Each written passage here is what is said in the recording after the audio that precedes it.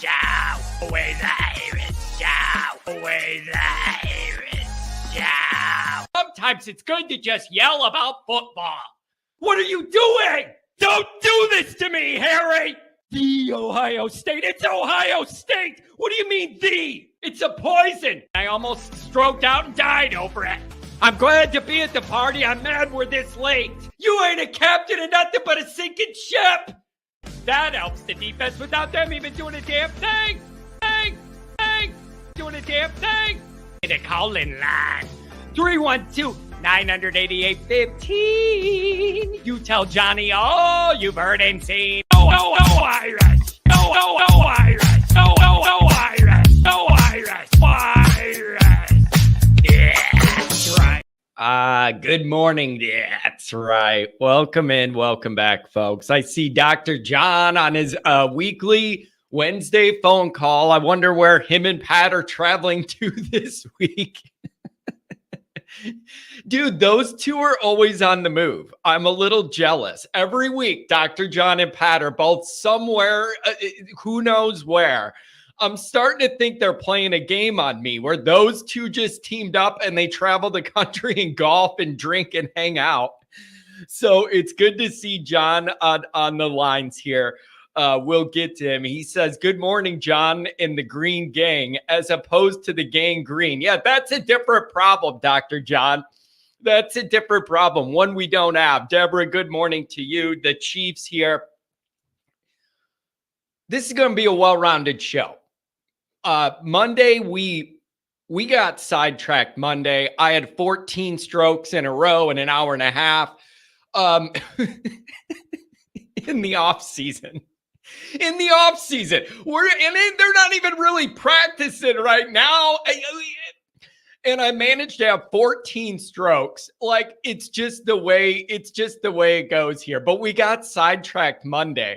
So I have some of that stuff that I want to go over. And then a couple of new things as well. One of them, I don't see anybody talking about, but there was some interesting notes from Freeman that who was it? He sat down and did an interview. It wasn't with Notre Dame, somebody else. And there's some bullet points from that I want to go over that are interesting. Also, we got to talk about Nick Saban. I can't do it. We're not doing this. We have got to talk about that. This guy's up here now in Congress talking about too much power going to you're going to end up in college football. We're heading to a path where some teams are going to have all the power and people are getting paid, and that's not right. This dude's unbelievable. He's been the biggest beneficiary of unequal power and the pay-for-play market forever. And now that he's done, he's Mr. Moral. Now that he's done, it's all about the morals and it's not right and whatever. And he's literally sitting up there in Congress, literally on Capitol Hill, talking about, we're barreling down a path where the rich get richer and the more powerful get more powerful. Yeah, dude, you were the head of that movement. And now that everybody else can do some of that stuff, you don't like it. And now that you're retired, you feel free to blow the whistle on it. It's really disingenuous. It rubs me the wrong way. You know what I have more respect for? See, I wasn't planning on starting here, but now here we go. And we got callers. I'm going to go to you. You can't.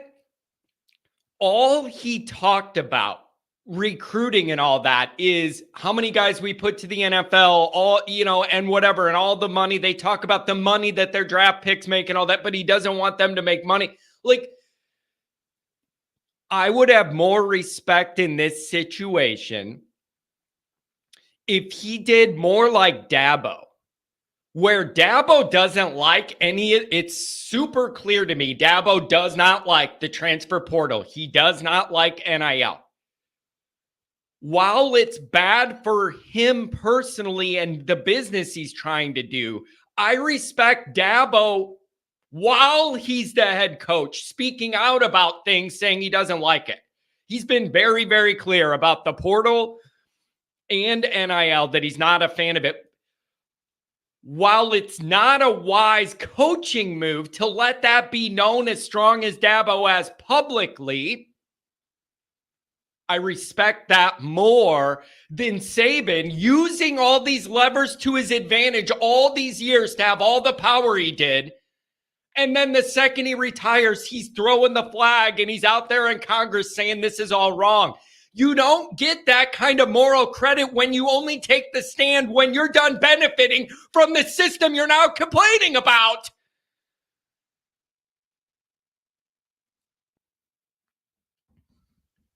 He has been the number one beneficiary of out of shape power dynamics in college football forever. And then now that it's over, he's blowing the whistle. I respect Dabo more, even though it's a dumb move for Dabo to say all that stuff he thinks out loud while he's trying to recruit. It's a bad move for football the way Dabo did it, but he can't. He's one of those guys that's got to say what he really thinks. So he's out there saying he does not like the portal. He does not like NIL. But and again, Saban's up there in Congress saying Saban spoke a lot about this while at Alabama. What are you talking about, John?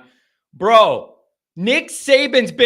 Alabama's been paying guys under the table for 50 years. 50 years. I'm not just talking about legal NIL. Alabama's had an operation going for 50 years to funnel money to players. And now I got to hear from Saban that that's wrong. I'm not dealing with this. I'm not dealing with this. And I absolutely refuse to be gaslit by this guy that used all these power levers to his advantage for all these years. And now that he's done, he's blowing the whistle. You're going to act like Alabama wasn't paying players before NIL became a legal thing? You're out of your mind. You're not paying attention. No way. No way. What I think happened is Saban didn't like when everybody else could play his game. That's the turn. The turn in Nick Saban where the switch flipped to maybe I should think about retiring soon happened right when everybody else could play these games. I ain't falling for it. I ain't that stupid. And it isn't about legal NIL Saban's talking about. They were a part of the original pay-for-play literal duffel bags of money to people. My complaint predates NIL. He only went up there pump faking. He only went up there and talked against all this stuff because he didn't like other people could do it. Wake up. Wake up to the realities here. You think Saban was doing that on moral grounds? You're out of your mind. He didn't like other people being able to do what they've been doing and had a big market for because everybody.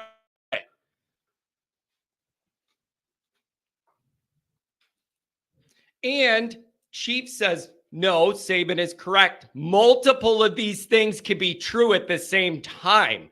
Saban can be correct. I'm just not trying to listen to it from him. I'm not saying Saban's not saying.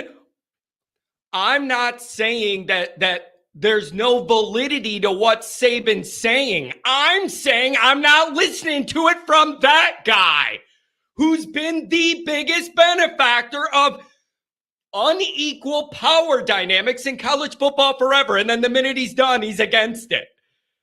No. He didn't like, there's two things he didn't like. Number one, he did not like when everybody else could do NIL. Didn't like that. Leveled the playing field that the SEC had a big corner of the market on. Didn't like that. Also, the players getting more control and power over what happens to them. He did not like that. He is an old emperor used to getting guys in there, and then so this all started trending away from him. So I'm not saying Saban doesn't have points that are valid. I'm not listening to it from him, though. Like, that's what I want to be clear about. I'm not saying he doesn't have any good points, but he ain't the vessel that I'm listening to. It's just not, it rubs me the wrong way. Like he's Mr. Morality there. And all the Alabama program was about developing athletes and good students. The athletes part, yeah, but like, give me a break. So I don't know, whatever. It just rubbed me a little the wrong way because of all the guys I want to lecture to about all this stuff, he ain't on the list. He ain't on the list. So whatever. Oh, man. Rough start again. Here we go. John, would you rather talk about how BK is the winningest coach or Sam Hartman's hair? Sam Hartman's hair. Sam Hartman tried his best. It just wasn't good enough. That's a different kind of feeling than the one Kelly gave me. Like I give Sam a hard time just because he's so darn good looking and wasn't good enough football. So yeah, I would rather deal with anything with Sam. Whatever. T.O. did a podcast with Jonathan Allen and they talked about everything taken care of for them with the academics. I don't understand if people live under a rock or what. Like, are people naive? Are there really people in this chat right now that think Alabama never paid guys under the table to go there before NIL was legal? Is that what you guys think? Is there really people that think Saban's so regal and just so above board that is not how they accumulated all that talent, all those, a part of it? I'm not saying he isn't a good recruiter and winning makes more guys want to come. I'm asking it, you really don't think that has been a part of the program at Alabama for a very long time? Unbelievable. Unbelievable.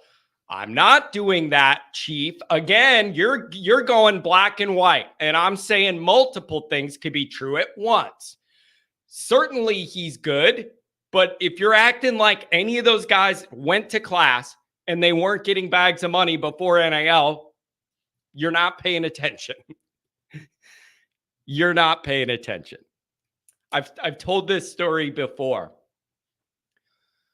I personally know a guy that was asked to be an Alabama bagman.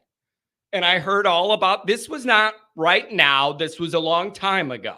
But I was filled in on the process and how it goes. And this is a guy from Alabama that was associated with the program, was trusted, and was approached by Alabama people on how this all goes. This is just, it's been a thing for a long time. So when I see Saban sitting up there talking about the morality of all this, it makes me need a barf bucket. But for some reason, everybody's like, well, he's a king and he could do no wrong. And when he speaks, we all need to bow down. Go away, enjoy your money, enjoy your rings, go hang out with Tiger Woods and Ricky Fowler in your new neighborhood in Jupiter, go to the golf course, go to the Seminole Club down the road where Tiger and Rory are members and go play golf. And it's just, I was being gaslit. You know what it reminded me of? Anytime any of these big time politicians on either side talk. I'm being gaslit the entire time where it's just like, no, I'm not taking this lesson from you. Like, whatever, even if your message is good, I'm not trying to take this lesson from you. That's kind of where I'm at. But if anybody here thinks, oh, Nick's all above board, Alabama, how they built those dynasties, nothing going on there with guys not having to go to class, not being able to read and write, but that's fine. And, I'm not doing it. I'm not doing it. All right, let me get through the introduction. And then I got phone calls. I'm going to bring it to the phone calls. We got a few early. I'll go to you guys. Hold on what I had. I have no problem holding on to what I had. So I'll do the super chats and bring it right to the callers. As always, you can find the program on YouTube. Do it, subscribe. Appreciate that very much. Give a video a thumbs up. That helps Johnny out as well. Notifications on that way you alerted every time a new episode drops. Twitter, search bar Always Irish, or at Always Irish Inc. Emails alwaysirishnd@gmail.com. Audio only anywhere you want it. You can get it. The call-in lines 312-900-8815. Tell Johnny all you've heard and seen. Instagram, Facebook, Always Irish Inc. USA Today, Irish Wire. Read all about it. Patreon.com/Always Irish. Former captain, leading tackler, by the way. Mike Goolsby and myself breaking it all down. We have a good time over there. Thank you to everybody that's there already. Appreciate that. And as always, be sure to go to ndsubwayalumni.com. Springs, listen, blue and gold's coming up. Go get a t-shirt, get a looski to bring to the next tailgate. It'll be a big hit. Really good guys over there. And the Subway alumni cause is an important one to me. So that's the deal with the Saban thing. I'm not saying he doesn't present some points that are accurate. He is not the appropriate vessel I want to hear from about it, because I know how he built all this. And now he's against it all once. He has no way to benefit from it. It's just the timing is gorgeous. I just, man, whatever. Again, multiple things could be true. Saban's really, really good, maybe the best ever to do it, and all that's true, and all that. And this stuff was going on. It's all true. Who would I care to hear it from? Somebody that I didn't know for a fact was doing pay for play before it's legal and setting up classes guys never had to go to and then graduate or not graduate. It didn't matter. How about that? Just anybody that I didn't know for a fact had this huge operation going where school wasn't a part of it and you weren't paying duffel bags to the best guys. Even if it was a guy I didn't know, but I had questions about, but not one I know for sure was doing it. No, I'm not open to it. I'm just not doing it. If you guys want to be lectured to by a guy that used every advantage possible and is now doesn't want anybody else to, go for it. But I'm not getting talked down to that way. I'm just not doing it. Mike Gundy. I'm 50. What is he, 50 now? I'm 50. I want Mike Gundy on Capitol Hill. I'm a man. I'm 50. And I don't like this NIL stuff. But I'm a man and I'm 50. Come at me about it. Man, you never know where this dumb show's going to go. It's a beautiful thing. Let me do a couple super chats and I'll bring it to the callers. $10 holler from Eric, my lawyer in Michigan. I agree with John 1,000%. Week 1 perception against A&M is huge. It sets the tone for the whole year. Again, what I've been struggling with lately is I don't think A&M's going to be ranked either at all or that high.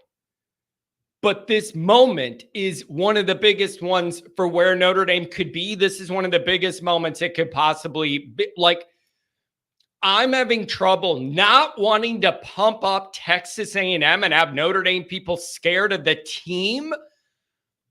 I'm balancing that with acknowledging what a big moment it is. And I don't know how to build up what a big opportunity and moment it is for Notre Dame to change narratives and all that. And the big showcase spotlight they're going to have week 1 with it's the moment is huge, but it isn't because Texas A&M's great. It's the moment. All the pressure on Freeman in year 3 in the history of Notre Dame coaches in year 3. It's game 1, and game 1 gets outsized magnitude and importance no matter what. It's in the SEC. It's going to be. The moment is huge, and that momentum, you could lose this game and make the playoff. It's just that vibe from week one is going to be the undertone throughout the year, whether it's miserable and glass half empty or this is really different, we're off to the races. That's what it's going to be. And it's probably going to be an overreaction either way. And I'm probably going to lead the charge in the reaction either way. I admit that. So I'm having trouble not wanting to build them up like they're a great team because I don't believe they're going to be. But the moment couldn't be bigger for Notre Dame. And I struggle with that balance. We shouldn't be scared to physically line up and play A&M. For me, it's more about what this moment is. So I don't know. $20 holler from Eric, my lawyer in Michigan. I disagree with John as it pertains to Freeman and BK. We had one where he agrees 1,000% and one where he disagrees. Eric, this is very well balanced, very lawyerly of you. I disagree with John as it pertains to Freeman and BK experience talk. A head coach is a head coach. Prior experience should not enter the discussion. Head coach either wins or loses, not what he does in 12 years. You could think this, but it's not how the real world works. Like, you could think that, you could say that, like the game starts and it's just you win or lose and it's that moment and it's not connected to all that other stuff. But that's not how the world works and how things connect. I ask you, find me one other industry where you would ever say, being a lawyer or anything else, where you expect the same out of a guy doing it 35 years as you do his first year. Like, I would genuinely give, isn't it expected in any business or endeavor that the more decades of experience you have, you should get better at it? That's my only point. Now, that doesn't excuse losing. It doesn't make it okay to lose. It's not freebies to lose. It's just there's a different reaction to it when you know a guy's trying to learn than when he should have already known what he needs. They're just different things to me. Does it make losing okay? I'm not saying that.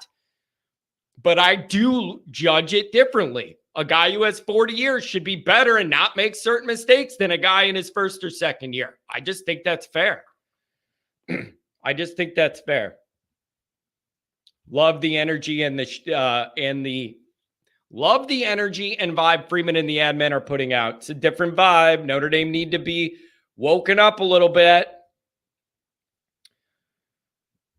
Mark, it's hilarious. Saban retired. A few weeks later, he's at Capitol Hill on a crusade to stop players from getting paid. Looks like him and Miss Terry must get sick of each other already. Just go be with Tiger in the new neighborhood, man. Don't be lecturing to me about all the stuff you benefited from. Give me a break. Greetings, John. Been here and haven't been able to message. I like the JFK picture. Thanks for noticing that on the alternative set. 262 days to USC. I'll be at the game. Bob, you got a long wait. You got a long wait.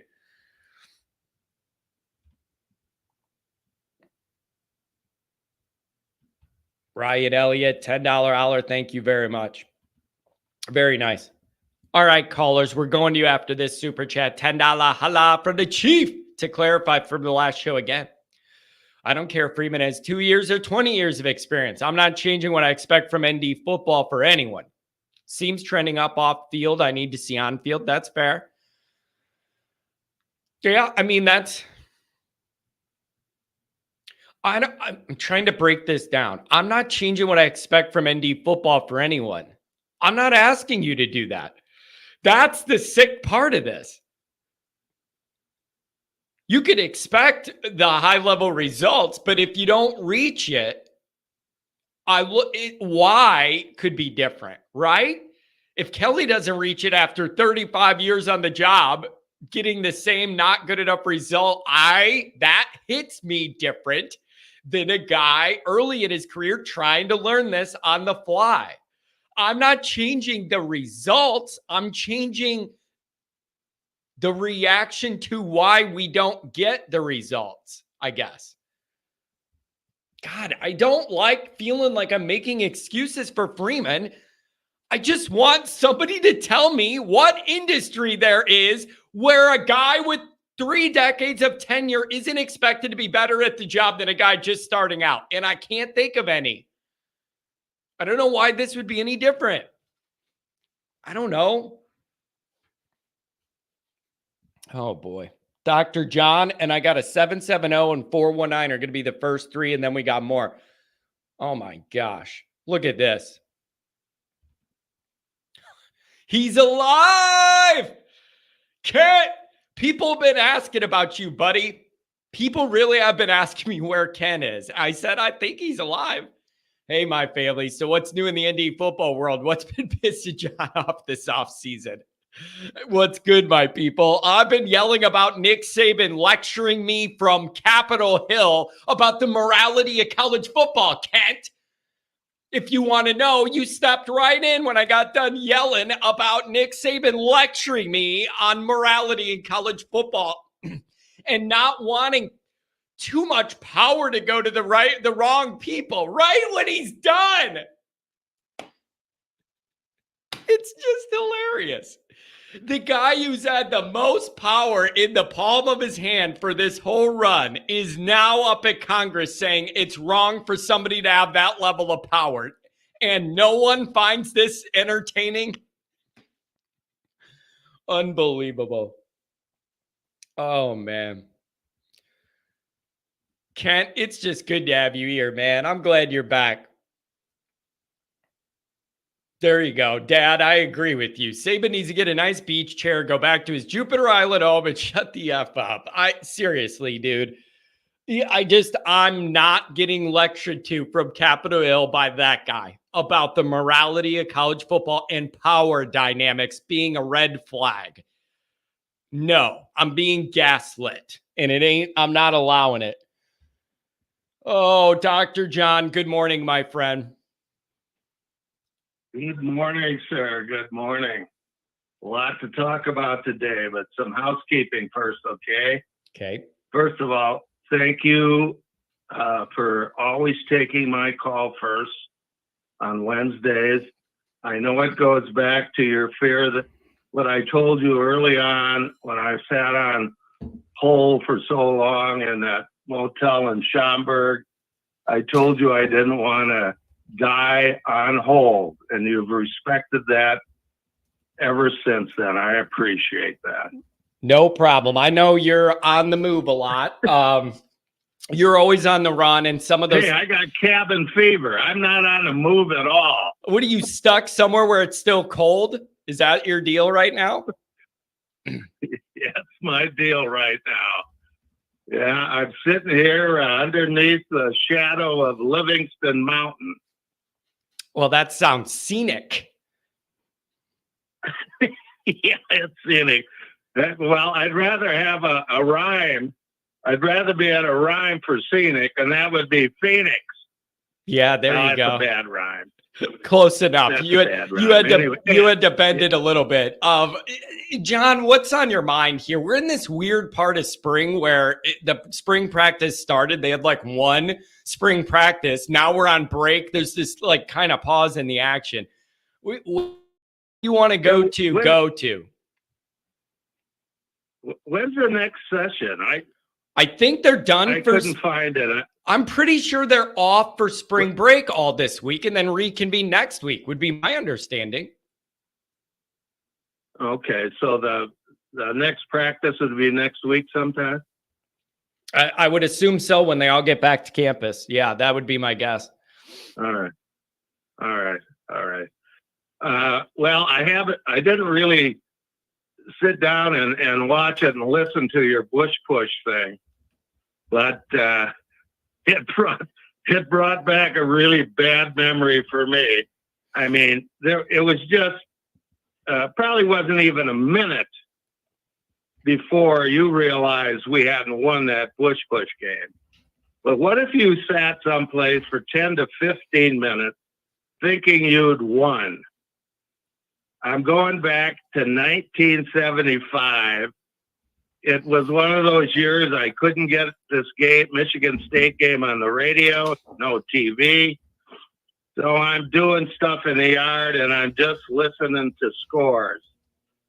And here comes the score across: Notre Dame 10, Michigan State 3. Oh, I'm elated. I might even have cracked a beer and sat down out there at a picnic table enjoying it. 10 or 15 minutes later, the guy comes back, says, "Oh, we screwed up." Well, he didn't say screwed up, of course. We erred on that Notre Dame score. It was Michigan State 10, Notre Dame 3. So That's brutal. That's really, really. Yeah, it was. Yeah, that's a bad It one. was. John, you know what I remember is I remember those few seconds of joy. That's what I remember the most. When the clock literally ran out to 0 and people were running on the field and it was triple zeros on the clock and Notre Dame was ahead. No. I remember specifically that brief window of time where I thought we did it and I had that joy, and then it was snatched away, and reality as a Notre Dame fan in my generation hit me like a ton of bricks. But that's what I think about, is that little moment of time where I thought we did it. I'll never forget that feeling. I've been chasing it ever since. How old were you then? 20-ish. Yeah, 19, 20, young kid, 21 Okay. maybe, right then, right around that. Yeah, well, we talked about this before. I was at that game with my daughters too, and yeah, it was. I mean, we were in the second deck, so there's no way we were going to rush the field. But yeah, it was. That was grim. That was grim. Yep. Why did you bring that up? You're the one who brought it up today. It wasn't even on my radar. I'm yelling about other stuff. You brought it up. All right. Oh, All right. Well, I don't even want to touch the Saban thing because I didn't hear him. I have read nothing about it. And as Sergeant Schultz said, I know nothing. yeah. So I'd rather talk about something else. And I'll talk about a comment you made that kind of, I don't like this position if it's true, and that is the quarterback competition is for the backup. That would absolutely tick me off royally. I just think it's the reality. I just think it's the real competition. I just think that's the reality. I don't care what they tell you. I think they have a plan, and it's CJ Carr redshirting, Kenny and Stevie fighting for number 2, and then if Riley Leonard's healthy, he's the starter. There is nothing short of injury that's going to change my mind to think that's how they're seeing this spring. I don't care what they tell you about competition and we want everybody to do and we'll see wherever. I don't care what they tell you. That's what I think the plan is, barring injury. Well, if that's the plan, I'm okay with the plan, but I hope that it's a real competition. Yeah, the coaches sit down and say, yeah, this is the way we see it going. But I hope that they really have a legitimate competition. I would be so excited if one of those other guys beat Leonard out. Yeah, and because it tells me we got some class in that room. Yeah, it's Dr. John, here's the other thing nobody wants to listen to. Nobody wants to hear it. I think we would be naive as a group to not think all the big NIL money doesn't play a part in this. You not like that. You could say that rubs you the wrong way. You could say that shouldn't have anything to do with the competition. I'm telling you, it matters. If you pay $1 million and bring a transfer in here and he doesn't start, you ain't getting the next $1 million, because the people that ponied that money up want that guy it went to play. And if you go against that, good luck getting the next batch of money when they go, we gave you it last time and the guy was holding a clipboard for $1 million. We're not doing it. No one wants to hear that. And it sounds awful and dirty and not college football. It's a part of it. It is a part of it. It can't be talked about. Nobody will admit it. It is a part of the equation. It just is. Okay, well, I could still see Leonard getting beat up for the starting job, and his NIL thing is still solid because of the way Notre Dame structures the thing. I don't know what all the rules are, but if you can pay the guy for promoting, let's say, Catholic charities, so he's second. He's still going to get the money. He's going to do his promotion, and who cares? Well, but the people ponying up all the way, but the people ponying up that money want it to go on the football field, and they don't want that money to go to the guy they're giving that much money to holding a clipboard. They want him to be out there playing, because the pitch to get that money is to the NIL collective of Brady Quinn. The pitch is, this is the guy we want. This is the guy that could help us on the field. It's not, this is the guy we're paying $1 million to go to Catholic charities and play dodgeball with the kids and tell them to donate or whatever at the Y. I'm just saying, nothing's going to change my mind of what this spring set. They want Carr to redshirt, the middle two guys to compete for the backup role, and Leonard to be the starter if he's healthy. I don't see anything changing that. I don't care what videos I see for practice. I don't care any of that stuff. That's how I see it. And 1 year ago, Dr. John, we had this same argument, and everybody said Buckner's out playing Artman in spring ball, blah, blah, blah, blah, blah. And I argued till the cows came home, he's going to be the starter no matter what if he's healthy. So I don't know, man. I want it to be a real competition. I just don't know how realistic that is. I want it to be. Yeah, I know. But what if one of those guys just shows up so much better than this guy? Are you going to start the second best guy? I don't know. I will see. Or, well, if I'm Coach Freeman, I got to figure out some other way to placate the Leonard NIL people or whatever. If I've got a guy who I know is going to be a better performer than Leonard. Yeah. And maybe Leonard's so far above everybody, it doesn't make any difference. Yeah, that could be too. But it's a really, John, this is a good problem to have, though. If you end up in a situation this spring, if you end up in a position this spring where you have 4 guys that you really, really like, I'm talking about Riley Leonard, you like, CJ Carr, you like, what that could turn into. And then you got the middle 2 guys. Stevie's the most Notre Dame guy ever, and everybody loves him. And then Minchie, I think he's like the lost man here who has a lot to offer if you give him a shot. If we have all those guys in the mix and everybody likes what they're all doing, that's beautiful, baby. I'm here for that.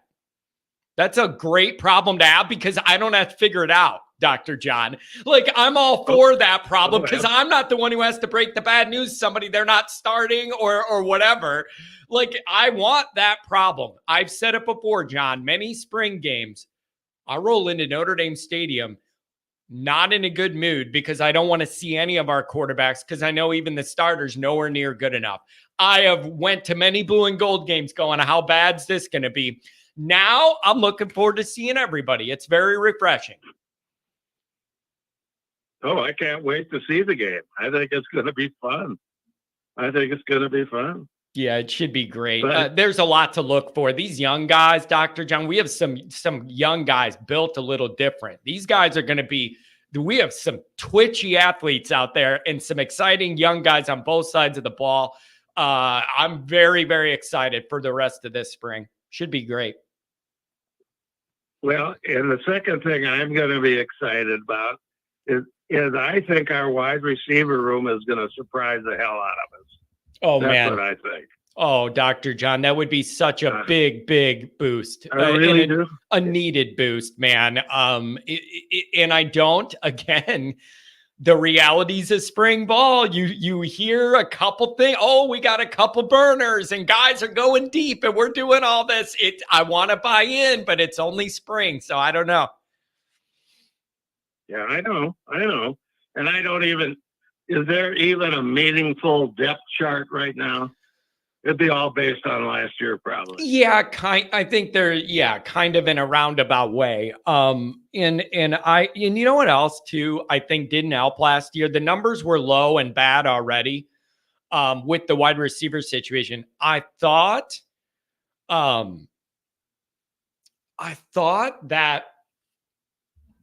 I totally lost my train of thought. I just read the chat and the thought left my brain, John. Totally lost what I was going at. I did. I lost it.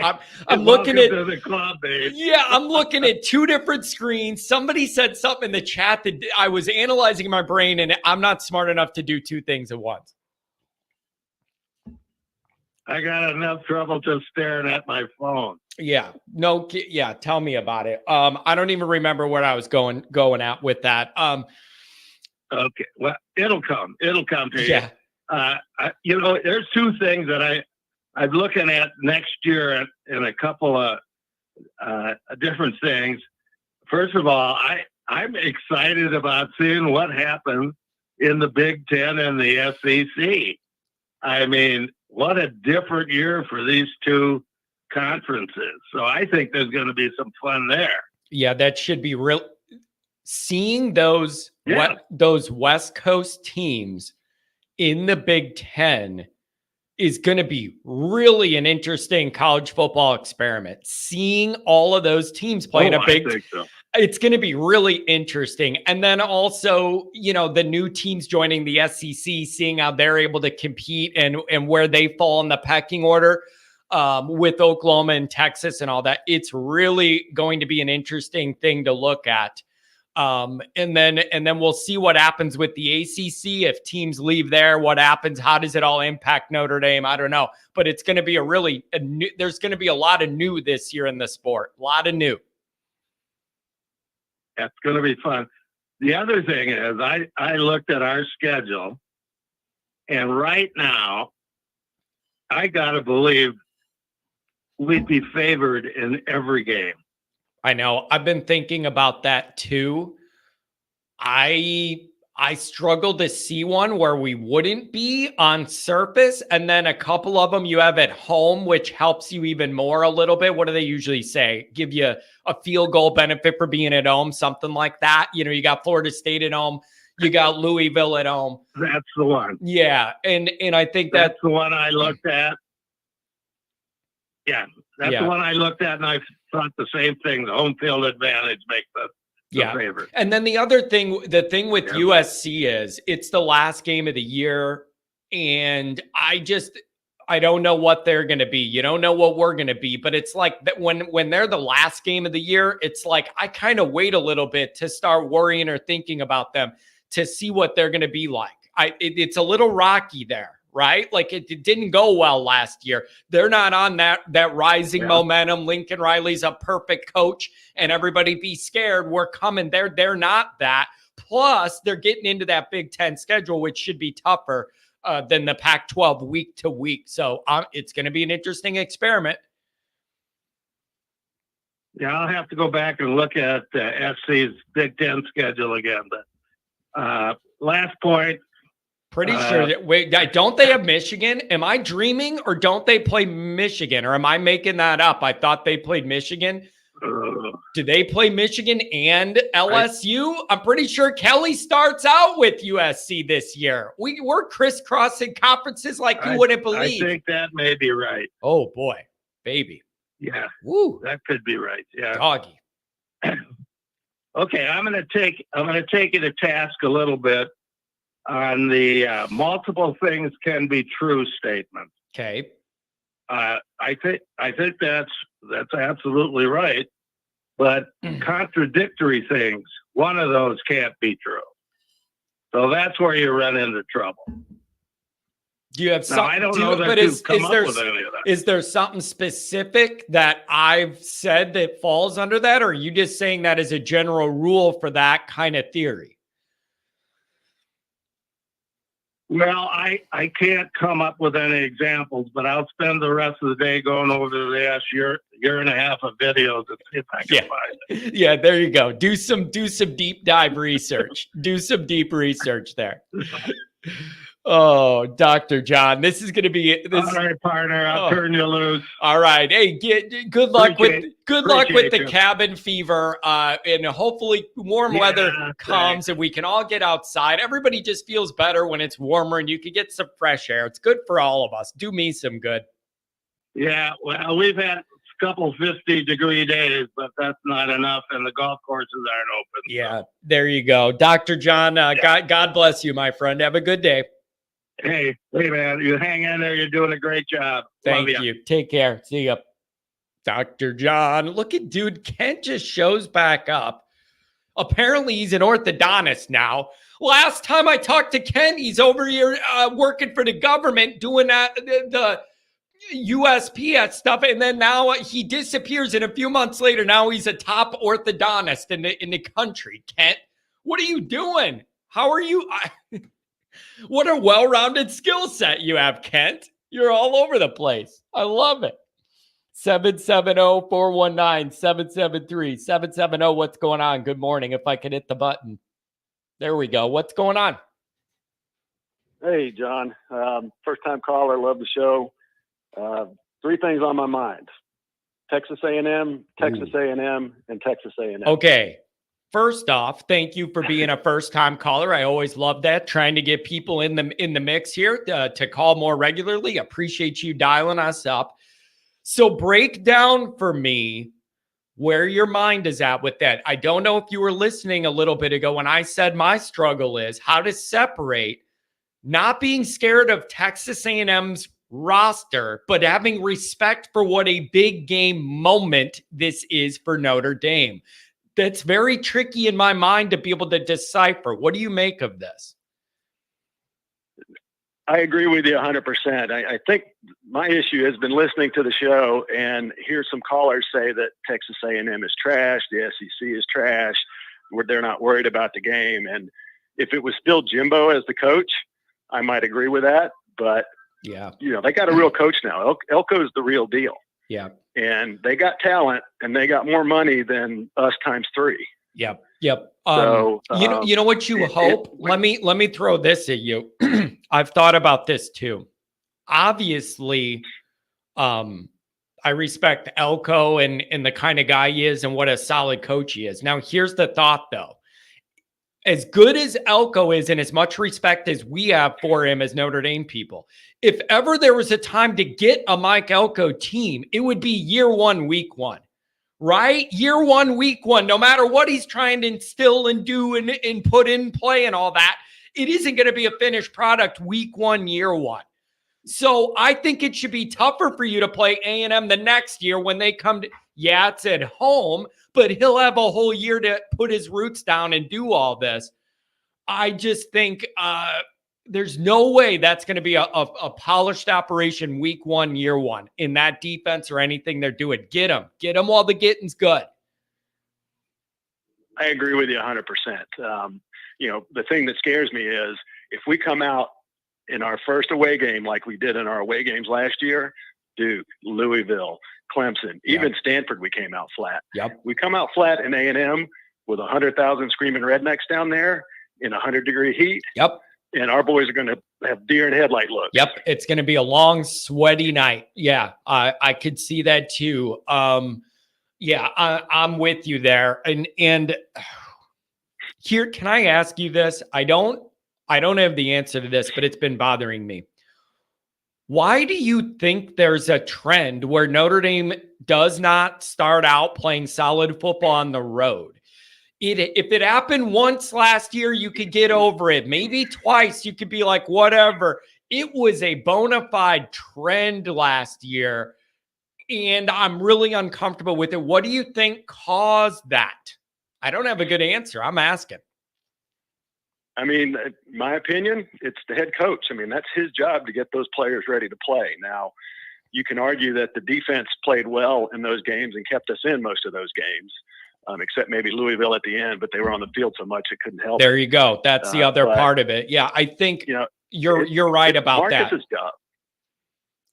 Yeah, and the other one, it's Marcus. Hopefully he's matured. And it's a bad problem to have, man. That's a really bad problem where that's your trend, and then you're going into the SEC week 1 for a night game. Like, it's a rough trend, but it's got to end. No, it has to. And look, I think Denbrock helps. The offense played worse than the defense last year, and you got a different guy at the top. He's been there 3 times before. He coached, we talked about it over the weeks. Heisman Trophy winner. I think Denbrock helps get the offense pumped. I think he's got a better play calling. So everything's trending up. I'm very positive. Can we beat A&M? Hell yeah. Do I think we will? I think we will. But if we come out flat like we did last year, we better be careful because we'll get punched in the face. No, let me ask you this too. Now, I'm not acting like I'm a player and I know what that's like. I struggle to find a world where it would be possible for me to have the first game of the year we've all been working towards and building up to. It's our first game of the year. Everybody's excited. How can you come out flat in that moment? How could anybody be emotionally flat for the first game of the year in a big moment? How can you sleepwalk? That doesn't even seem possible to me. I agree 100%. And we shouldn't come in against A&M like that. We need to go in there, punch him in the face, take the crowd out of it, and then just play our ball. Yep. You're right. And we can do it. I think we'll win, but we got to be real careful because they got talent and they have a real coach now. And I agree with you. Catching them in Elko's first game is a hell of a lot better than the second year. But look what Elko did at Duke in 2 years. Yeah. Duke has no NIL money and they play in a high school stadium. And he was in every game that he had a healthy quarterback in last year. And then the other thing is, sometimes I even forget this. Think about this. Who in the world is more aware of every one of Riley Leonard's strengths and weaknesses as a quarterback than the last guy to coach him? And then we end up running into him. It's like, how do you calculate and he's that? A defensive mind. Dude, but how do I even process that? The fact that I know there's this chess game, the fact that Elko knows everything about this guy and now it's all flipped and he's against them. And then how do we look at what Elko thinks he's going to get from Riley Leonard and then Denbrock set up so it isn't what he's expecting? I'm already playing these cat and mouse games and it's 6 months away. I might not make it. Oh, that's great. Oh, no, I agree with you. Look, I think Denbrock is a deal. It's a huge hire. Couldn't have been any happier. I think we all went into the off season going, oh my God, what are we going to do in offense? And then Jared goes away, Denbrock comes on, and everybody I've talked to can't be anything but 100% positive on this. Yep. We got the best OC-DC combo in the country. Yep. And here's a question I have. Man, I love when new people call. And another thing, sir, your phone line is crystal clear. Like when I'm looking at like good callers or whatever, phone line is crystal clear, baby. So I appreciate that very much. I don't know how. What are we expecting Mike Denbrock to practically like change? That's another thing I've been thinking about is I'm playing with in my brain. How obvious is it going to be we have a different guy drawing up this offense? Is it going to pop up once or twice a game where you're like, ooh, I like that. We never had that last year.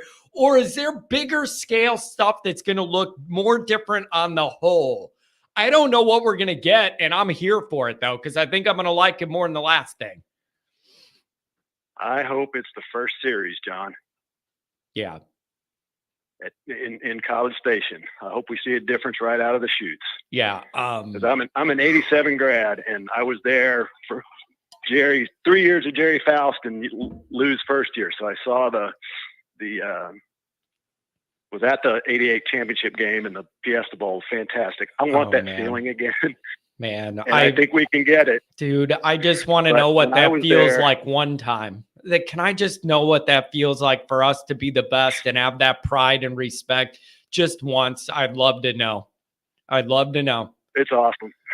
Yeah. It's awesome. Yeah. I want it again. It's like crack. Yeah, I know. You're chasing that eye, man. You're chasing that eye. But I'll tell you, there's a feeling that when we switched from Jerry Faust to Holtz, you could tell there was a sea change in the way the program was being managed. Okay. I'm feeling that now, and I hope it's just not optimism. Yeah. But I'm feeling the same way I did when I was 22 years old and we had a brand new head coach called Lou Holtz. Yeah. So, I think everything's pointing in the right direction. When we were there with Jerry Faust, it was pink it, pass punt. That was our offensive. Yeah. Yep. Yeah. And I feel that energy shift too. I feel the different vibe. They're getting more modern. They're doing a lot of the things behind the scenes that I've asked for. Like that's all happening. But you know how it is, man. If you got to prove it on the field or nobody's going to believe it, and they probably shouldn't ultimately. Like, yep. You gotta win. You gotta win. And it's just that week one thing, man, I can't get over it. You could lose week one and Notre Dame make the playoffs and have a really good year that we're all happy with. It's just not going to feel that emotional arrow so heavy with Notre Dame fans. Whatever direction it's facing, it faces hard. And it'd be really nice to get a feather in your cap week one to start this all off. You lose week one and you can still make the playoffs, like you said, but you better run the table because at 10-2, Notre Dame's not going to be guaranteed to be in the playoffs. Yeah, and the other thing is if you lose week one, there goes all your cushion. You know what I mean? Your leeway, like you're already buying the 8 ball, and then you feel like you got to be perfect for 11 weeks in a row. So there's a lot there. I know that place is going to be full. It's going to be loud. It's going to be hot. I heard they're one of the places that pumps in fake noise. Like you're going to get all the bells and whistles out of this game. And it's just time that Notre Dame emerges. It's time that Notre Dame is the team that makes the few plays in a big game to turn momentum early. Like it's just time. And I could see Notre Dame doing that. I could also see a couple dumb things happening and it spirals away from Notre Dame in the hot Texas heat. And then we're all miserable again. I could see both of those paths. I agree. I think we'll do it. And it, like you said many times, the schedule lines up well for us. Oh, man. You beat A&M. You got to get to Louisville. You can beat Louisville, which I think they're beatable, especially at home. Yep. The spacing of it is really, really advantageous, especially compared to last year's. The way I look at the spacing is all of your circled big game moments are kind of spread out pretty equally. A&M to start, and then you have a gap. Then you have Louisville at home, kind of have a gap. Then you have Florida State at home, and then a gap, and then out to USC. I like the way this is spaced. It's spaced the way it should be to give you a chance to make a good run. Last year was not. 8 weeks in a row, different countries. No, you didn't do yourself any favors. A whole month in a row of primetime night games against undefeated teams. Some of that's bad luck, not scheduling, but that's brutal. Whoa. Man. Oh, anything else, my friend? Thanks for jumping in here. I appreciate you. No, that's it. Just wanted to weigh in. I just think we can't overemphasize that first week. We win that, and we're setting ourselves up. We lose that, we can still do it, but it's going to be tough. Yeah, I'm right there with you. I see it the way you do. Let me ask you a question on the way out. I see the area code and all that's in the Atlanta area. Will you be going to that Notre Dame Georgia Tech game because it's going to be located in your neck of the woods? Could be an opportunity there. Oh yeah. That'll be a good one. The last time we played them, we were supposed to play them in Mercedes-Benz in 20, and they ended up playing at Georgia Tech. It was during COVID. They sold maybe 5,000 tickets, so we were sitting in the Georgia Tech home football stadium, and I felt like I was at my son's high school or middle school football game. There was like 5,000 people in the stands. It was weird. Yep. And there is another little group of our listeners that are down in Atlanta, and one guy that just moved from South Bend to Atlanta. There'll be a fun group down there at Notre Dame people. Hey, man, I really appreciate you calling. Save the number, call again. Crystal clear line and crystal clear thoughts. That's a good caller. Thank you. Thanks, John. Appreciate you. Take care. Save the number. Dial me up again. I don't know why I did that accent. James, $5 holler. I'm going to the game. I just need to find affordable tickets. Yeah. And I don't know whether you're better off to do that ahead or to do it later and let the market play out. I don't know. James, it's really good to see you, man. I've actually thought about you, James, because you're usually around a lot in the season and I haven't seen or heard from you. It's good to know you're doing okay. Really good to know. And hopefully we can see you for the blue and gold tailgate. But James, thanks for checking in. Appreciate it. Yeah, we play at the Georgia Dome, Kent against Georgia Tech instead of being at Georgia Tech. I think it's their home game, but they're flexing it into that building. $5 holler from Kelly Roll.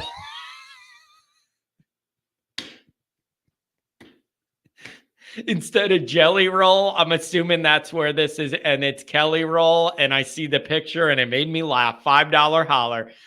Can't wait to watch the male cheerleaders sit quietly on the side when A&M can't score against an elite ND defense. I already yelled about Saban today.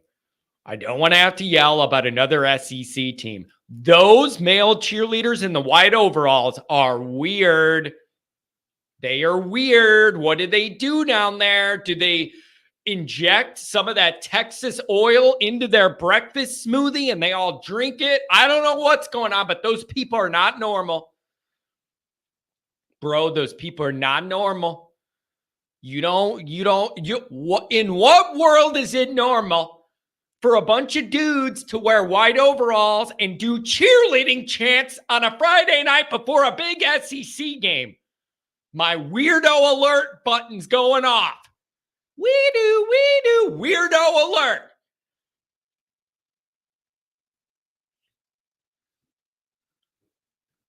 Pat, leave me alone. Here's the other thing, Pat. I saw your little chat earlier. I got to go back to the calls. Pat, I saw your little chat earlier. You said you were still deciding whether you were going to go to the Notre Dame Texas A&M game or not. Please don't go. Don't go, Pat. Don't do it. Every single big away game Pat goes to ends in more painful fashion than the one before it that he went to. Every single one that he goes to ends in misery. Stay home. Stay home. Florida State, Texas, Clemson. Every single big game Pat goes to, we lose. Every one. And they're not like normal losses. He goes to the most painful Notre Dame losses you could ever find. Just, Pat, stay home. Go in the garage. You up one of them 8-inch cigars you got. You don't need to go. Just stay in Illinois. Stay. I was at the OSU Fiesta Bowl. Every single big game Pat goes to, it ends in misery. I implore you to stay home. Look at this. Kent Jackson's in a hibernation for 6 months. He pops in here and now we're renting a party bus. Man, I love this show. You never know what you're going to get. I had people emailing me, and my mom's asking, is Kent okay? I haven't heard from him. I wonder how his daughter's doing and all this stuff. Kent's off the radar, and then now he's back, and we're renting a party bus, and we're traveling down to Atlanta with the people from the show, and we're picking people up coming down, and we're just having a big party. I love it. Brandon's down there. Brandon will show us what's going on. He's my South Bend guy that just moved down there, Brandon Fry. He has the original Always Irish flag from the tailgates. I gave it to him at the last one as a going away gift that he can put on his wall or outside in Atlanta to represent the group. We got it all figured out. Oh my gosh. I'm telling you, that would be fun. A party bus driving down there, except I don't want to drive it. I want to be able to have some fun. Can somebody else drive the party bus? 419, you're on the line. What's going on? Not much, John. How you been doing, man? Long time no talk to. I'm doing okay, man. Ooh, September 13th, I'm showing on the call log. A lot of Notre Dame action has happened, my friend. Thanks for giving me a call. What's on your mind? We could go wherever you want. I haven't heard from you for a while. Let me know what's on your brain. Well, I was thinking I want to ask you something, and it has to do with the way we talk or the way we play on the road. And I've always thought it was because there's a lot more distractions on the road, you know? So like the younger the team, the more distractions, you know, the less player led. And I want to ask you, where are our player leaders? Like we used to have Kyron Williams. We used to have guys like that where you could look at and say, they're going to get the guys ready. They're going to do this. They're going to do that. They're going to have everybody ready to go down there and be right in the and play the kind of football we need to play on the road. Yep. So who are the players that you are hearing about that are going to step up and be that leadership that we need? Oh, it's such a good question. Such a good question. Goolsby and I discussed that on the Patreon. And I went to Goolsby and I said, you're a former captain at Notre Dame. What is your obligation or responsibility as a captain of that team to make sure everybody is in the right frame of mind and is emotionally ready and in the right like zone and wavelength to enter a hostile moment in one of these road game environments? It's like, where's your leadership? Am I the only one that feels like we didn't have enough to find player leadership that year? Let me ask you this. Everything started out wrong against Louisville. Everything went the wrong way. The interception, the vibes, the crowd, we were not ready. Everybody could know we were in trouble. That very early, you knew we were in trouble. Who in the hell was the players on the sideline gathering the guys around going, this isn't going down this way. We need to make a play. Wake up. I didn't see anybody doing that. People were just sitting there all upset. Who is the leadership there going, wake up. We're not going out like this. And nobody made enough plays to do it by action instead of words either. Did we have a leadership problem last year? I want to ask. Yeah, we did. We did. And Goolsby and some of the ex-players that were pushing back on Sam Hartman, I think they were the ones that knew that Sam Hartman had to be the leader. But when a guy comes somewhere, mainly to focus on his own endeavors and his own career, that does not support leadership. That supports selfishness. And I think a lot of the team last year was a lot of selfishness. They've seen it from basically the top players down. Yeah. Some of the players that even stayed. And then they even said, well, I'm staying for my draft stock. I'm not staying for the team. I'm staying to rise my draft. Let me ask you this. And this is something I struggle with too. I don't know how it works when you have a transfer 1-year quarterback thing just coming in, 1-year deal. At Notre Dame, I feel like that journey means more. Do you follow me? Like guys that are in Notre Dame as recruits and you're there the whole time and you're getting through school and it's really tough and adjusting to life in Notre Dame for multiple years, going through the old Notre Dame, the rigors of Notre Dame academics and all that. Sometimes I wonder what the vibe is when you just drop a guy that's in a leadership position by default by the position he plays, and you just drop him in out of nowhere one day and he's suddenly your leader all of a sudden. Because he's the quarterback, and the quarterback's the default leader. But also, he hasn't been in all those battles and all those wars and all those workouts and the tough school and all that. Sometimes I just wonder how all the other guys accept that. Is it just he's the quarterback, he's our leader, let's ride? Hopefully, I don't know. I don't know how that goes. Right, and I think that's why Riley Leonard's going to be a little bit better of a leader, because you've noticed it. We've all noticed it. There's nobody's even because of the recruiting of the quarterback position. I was going to ask you that, such a better job recruiting. We're all looking forward to seeing the younger guys now. Tell me if Last year, we had Steven Jelly and Kenny Minchie. Yeah. We weren't really looking forward to anything. Yeah. Now we are looking forward to stuff, and now we're not really paying attention to Riley Leonard. And I think that way he's going to be able to go a little bit, he's going to be able to, he's already a little bit of an aloof kind of a guy, he's kind of just, oh, shucks, I'm so happy to be here kind of a guy. He doesn't have the stupid hair and all the good looks. He doesn't have all the other things that we're looking at. He's just a footballer. Beard? He's more blue collar. He runs harder. When there's a 4th and 1 situation, we're not going to have to worry about him pulling up and going out of bounds too soon. We know he's going to stick his head down. So I think his style of play is actually going to help the leadership because he's going to run hard for those extra 2 or 3 yards at the end of a play. And those players are going to see that.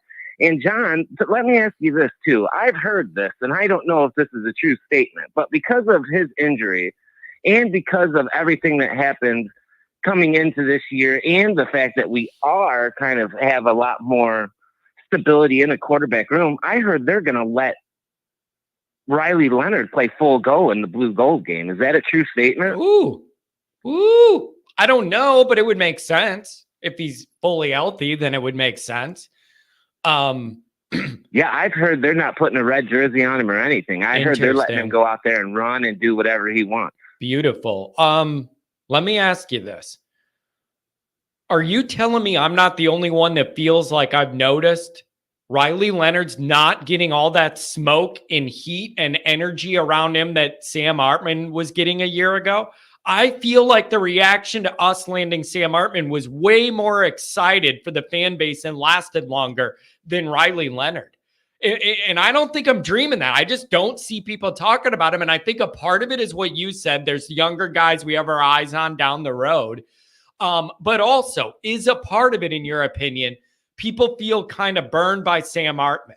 He was supposed to change things, and we ended up with 3 losses anyways. I think a part of it is people don't want to buy into one of these quarterbacks being the savior and be let down again. Do you think that's a part of it at all, or am I just in my own emotions here? No, 100%. Like, we never got transfer quarterbacks. And if we did, it was, just a depth guy or something stupid. Last year, Sam was going to be the savior. We're going to have this new offense. Tommy's gone. We got wide receivers. We're going to do this. We're going to do that. We thought we had wide receivers, I should say. But when he came in, he was, the number 1 quarterback in the transfer portal. He did all this at Wake Forest. He did all this. He's leading the nation. He's led the nation in throwing and all this. Where Riley Leonard's coming in, and it's not. He doesn't have any of the accolades. He's went from being maybe a first-round pick to like the 20th best quarterback in the country, some websites are saying now this year. Yeah. He doesn't have nearly the panache on him that Hartman had. And I think the fact that it was our first transfer quarterback last year, and we're just starving for a quarterback. This whole community, this whole Notre Dame community is just starving. And so I think last year when we got what we thought was going to be an above average quarterback, and then we saw him just be basically a Notre Dame quarterback, we were kind of like, same old thing. We're not buying into this. But then we look at the guys like Deuce Knight, and we look at guys coming down the road like CJ Carr, and we're like, those guys are going to be in the system. They got Mike Denbrock now. We're 2 or 3 more years. I think the 1-year quarterback rental thing didn't work out, so we're not going to look at the 1-year rental quarterback as a good thing until it works out for us. And if it doesn't work out again this year, we probably won't deal with it well ever again. Here's what I think. For Notre Dame, the way Notre Dame builds rosters and operates, I have always felt Notre Dame's most stable path is hitching a wagon to a long-term quarterback in the program with high-end upside, hitch your wagon to him, and the operation grows together for a few years. I think that is the most consistently reliable way for Notre Dame to navigate this, but it's got to be the right guy at the right time to hitch that wagon to, or none of it matters at all. That's the dynamic I think we're in. And I think Freeman wants to find that guy, whether it's Carr or if it's going to be Deuce in a couple years, hitch the wagon to, and then that's your guy. I think they want to get out of this 1-year market, but they got to have the right guy to hitch the wagon to. Yeah, and I don't even, not even for a second, do I envy how they're going to have to navigate the next few years with the quarterbacks. Oh, it's going to be interesting. I feel so bad for these guys. Like how do you pick? Like, do you go next year? Do you go with Kenny Minchie because you don't want him to leave? Yep, And yep. Steve's more of a person that is expendable at that point. And then you can still talk to CJ and say, you know, we just don't think you're ready in year 2. Can you hold on for year 3? But yet Deuce is already there, and you're going to have to tell him he's got to wait for 2 more years. You're and on then it. wait another year behind CJ. Like, oh my God, Dude. this is going to be like Young and the Restless All right, for the next 3 years. Here's my thought. Oh, the way you just laid that out, it's beautiful, man. Here's my thought. I can't wait for this because I don't have to make those tough decisions, and I don't have to disappoint one of these. Right. I don't have to tell a couple of these kids, we really love you. You've done everything we asked, but you're not going to play here. Like, I'm looking forward to it because I think we have a lot of good options, and I'm not the one who has to break this news. But something's got to give, man. And here's what you can't do. What you can't do is go with the wrong guy and the right guy leaves. That's the only way they totally screw this up, is hitching their wagon to the wrong dude, and the right dude doesn't want to wait around and he leaves, and then you're double screwed. That's the only catastrophic thing here they need to avoid with these quarterbacks, is doing that. So you got to hope Gino and Denbrock know what they're looking at, know what they're looking for, and know how to evaluate what they're getting. But you're right. This is a wild dynamic. It is. It's terrifying looking at 2 in years a good down way. the road. In a good way. CJ Carr playing in the playoffs against Kenny Minchie, who's playing for Ole Miss, and we're two tiers into the playoffs, and we got to play our ex-quarterback who's just ready to kill us. You know what I mean? It's a great problem to have, and I'm glad we're at a point at Notre Dame where we're actually having this conversation instead of, well, I mean, maybe Ian Book's going to be good enough to fill in for a year until the next guy comes in. This is such a better place, but you're right. It's crazy. You're totally right. It's going to be insane. Here's the other way to look at it. You look at what we have we have 4 quarterbacks now this spring. Everybody's genuinely interested in and has good feelings about, want to see more from. 4. That is 4 more than we've had a lot of years I go to watch the blue and gold game. They literally have 4, and they have a 5th coming in who's more physically gifted than the first 4 in Deuce. You have all that.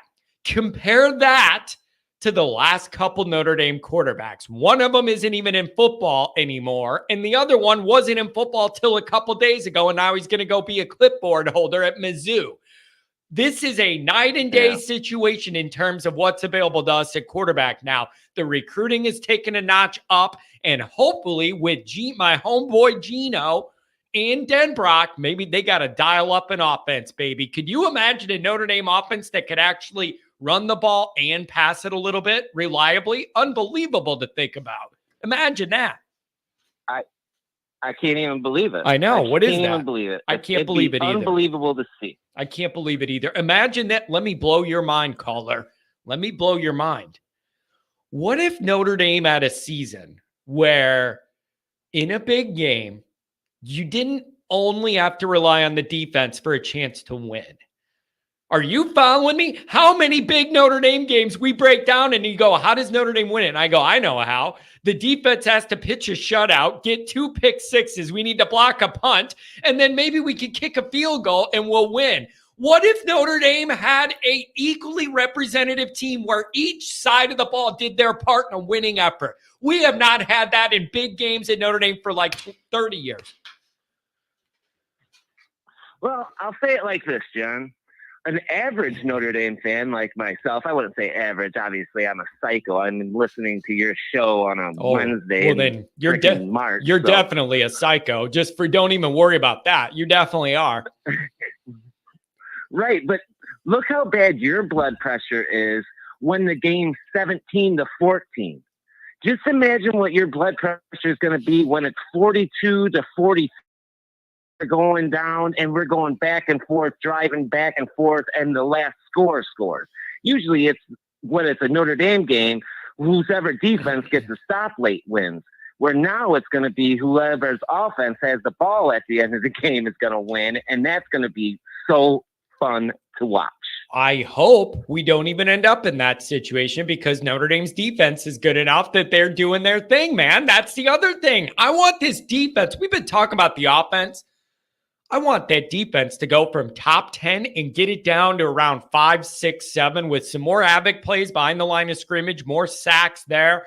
I want to see a little bit more of that action. I'm telling you, this needs to be a year Notre Dame has a good year. It just needs to be. Everything's there. There's more ingredients there to make this realistic than what we had the first 2 years of Freeman when we hoped things would come together. I think there's more actual practical ingredients to make this work now.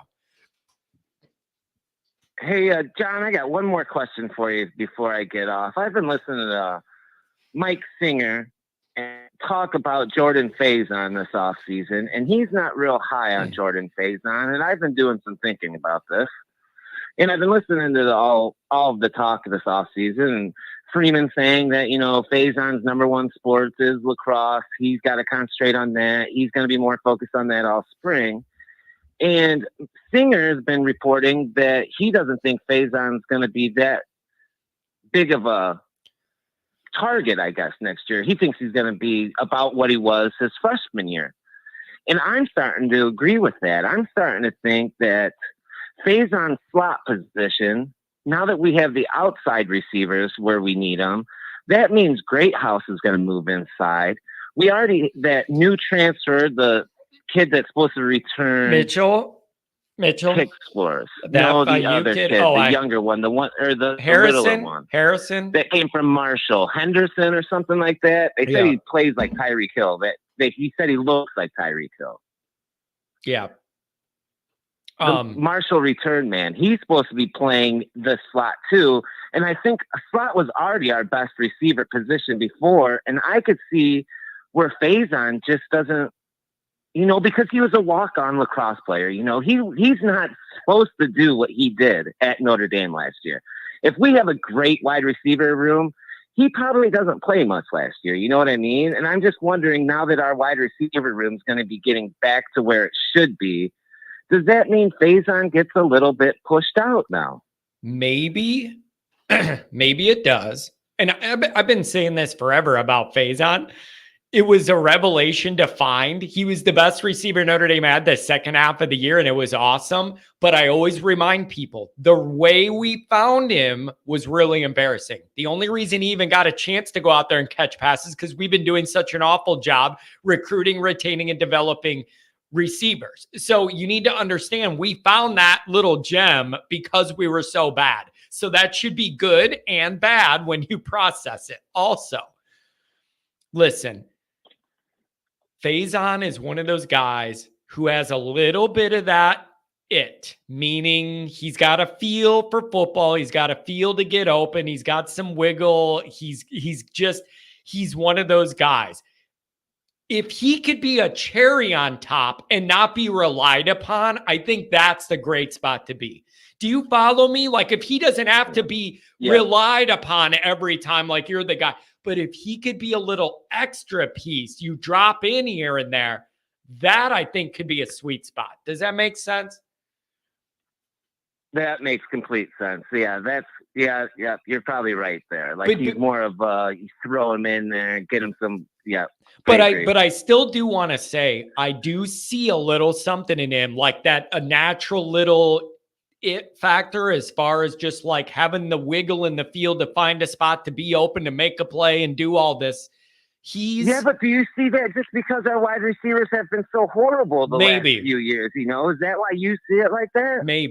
Maybe, but I think a little bit of it is genuine juice. And it's not physically gifted. I think so too. It's not physically, I want to be clear. It's not like Michael Floyd physical gifts. No, I'm talking about that little football it factor, a guy that just knows how to get open, a guy that just finds a spot in a zone to get open and has a little wiggle. He's got a little bit of that natural juice to him. But I want to reiterate, and Kent says, it's real bad when you guys got to rely on a walk-on lacrosse player in the offseason. Yeah, no kidding, Kent. No kidding. Notre Dame's wide receiver situation has been beyond embarrassing forever. And the fact that Notre Dame can't find a bunch of quarterbacks, and how have we not been able to find good quarterbacks and receivers that want to put on a gold helmet and play for Notre Dame? It has been really a dark age that we have not been able to find that. It's a joke. It's been a lazy age. Yep. That's a good way to put it. Yep.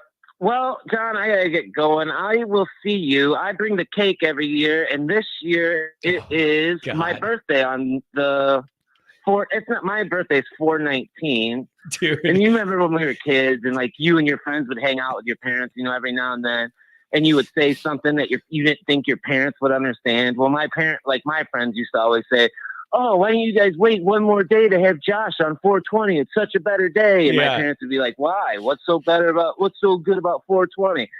And now 420 is like this big deal. My parents always say, we should have had you on 420, just like your friends used to tell us all the time, thinking we were idiots and didn't know what you guys were talking about. Yeah, it is really, and you always have a theme to the cakes, which I really do appreciate. The first one was congratulatory for what we were building here. And then the one for the actual game last year, there was a cake for me breaking out of Twitter jail when I got in trouble for going after an Ohio State guy. And I was in Twitter jail, and it was a hacksaw of me getting out.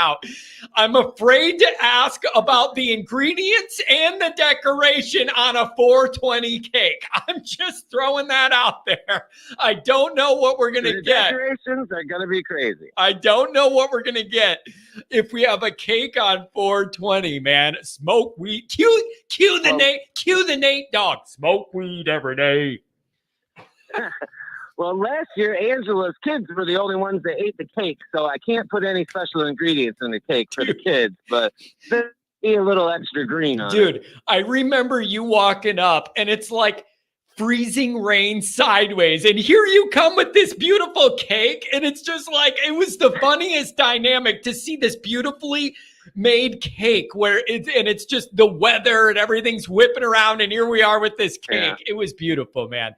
It was beautiful. I'm excited to see everybody sitting under the table, staying out of the rain, eating cake under the tables just because it's raining so bad. Oh man, that weather was so bad. I looked at the forecast and they said it looks like it's going to be 60s and clear that day. Yeah, right. For the extended forecast. Yeah. How much of that it's true, who knows? Yeah, I'll believe that when I see it. I don't trust any weather around that dumb lake.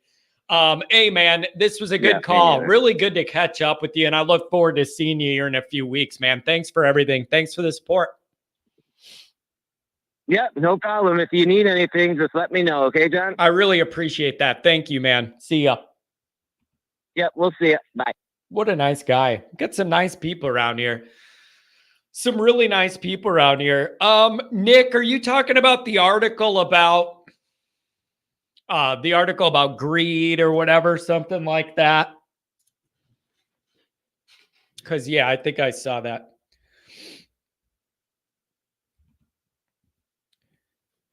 Jay, need that Always Irish pint glass in the merch store? The problem I'm having is the vendors I source for these glasses are not offering good deals for me or you guys.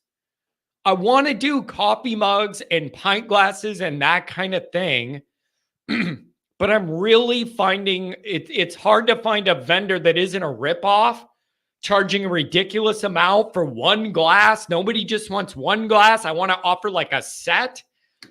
I'm really having trouble with the sourcing for that kind of thing with how I got to do it for Shopify and all that. So I don't know, man. It's kind of a pain. Adam says the best programs have QB stacked. This shows how far ND has been behind. It is genuinely humiliating to think of Notre Dame's recent quarterback lineage. Truly embarrassing. Just not big time football. Not serious football, not big time football. I don't understand it. It's the most important individual position in all of sports. And Notre Dame was bad at it forever. I just hope we're done with it. Let's just put it that way. $5 holler from Adam. Texas A&M ticket prices are awfully expensive for being irrelevant. Yeah, you know, when every time those irrelevant teams come to town, we sell out and the market goes crazy. Said nobody. Said nobody. Oh, look at Dr. John taking a little shot. John, you must take some responsibility for the smoke around Hartman.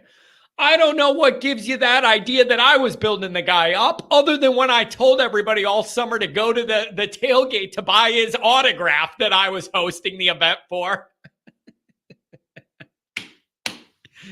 John, there's really no wiggle room for me to get out of that one. I was the guy going, oh, Hartman's coming to town. I'm hosting his NIL event, and he was going to sign an autograph. What an idiot I was. Unbelievable. He's good looking now. He's good looking. He just forgot how to complete passes against Clemson. I don't understand. Can't wait to watch the male cheerleaders sit quietly on the sideline when A&M can't score against the elite ND defense. Ooh, baby. Oh, I like the way that sounds. Ooh, I like the way that sounds. I was reading a little bit about their quarterback, about A&M's quarterback, and he was injured, kind of like on a good path, it seemed, but then he got injured and then he missed a bunch of games and now he's coming back. I don't know what they're going to get, but I need our defense to win the day. I need that defense to win the day, man. That was admirable, John. I mean, I got to admit it. I was the guy, oh, we got a guy who can throw the ball this time. Silly me. Silly me. Just saw Indy listed as a 1.5 underdog to Texas A&M on FanDuel. I bet that flips over the summer. Me too. I bet you that does. I bet you that flips too. Adam saying that kid's a former 5-star. Yeah, we had man. Michael, what's going on, buddy? Brian Kelly built this system that was always coming up with an excuse to cover, not measuring up to the next legendary Notre Dame head coach, Lou Altz. So he kept everyone out. Man, it's just one of these years you feel like everything's going to come together. One of these years, everything's going to come together. You're going to have the right group of players and the right blend there with the right coach, and it can all just come together and we be decent. I need it. I need that in my life. All right. This was a fun show, you guys. We're going to wrap it up. I got something I got to go do. I got stuff I got to record later.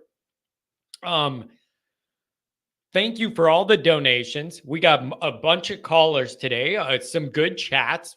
We bounced all over the place. What do you mean, wait, Pat? I got things to do. Times I got to be places to do things. He's already making excuses at LSU. If you listen to him, 100%. Every Kelly press conference is excuses. He just gets good at how he blends it in. That's why. No, you don't. How do you guys know what I have to do today? Martinez, what's going on? Why does everybody care where I have to be? I have things I need to do. Everybody cares where I'm going to be for. Thank you guys for being here.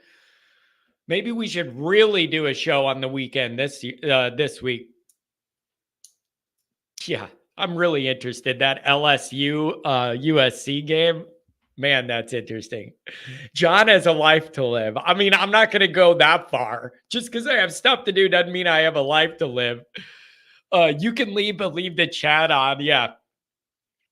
Oh, Pat's going to be in St. Louis. Who knows, man? I can't keep up with Pat. He's all around. He's all around the world. But thank you, guys. This was a really, really fun show. Thanks for the donations. Thanks for the chats. Really good callers today. It's a beautiful thing. Thank you, guys. Appreciate it.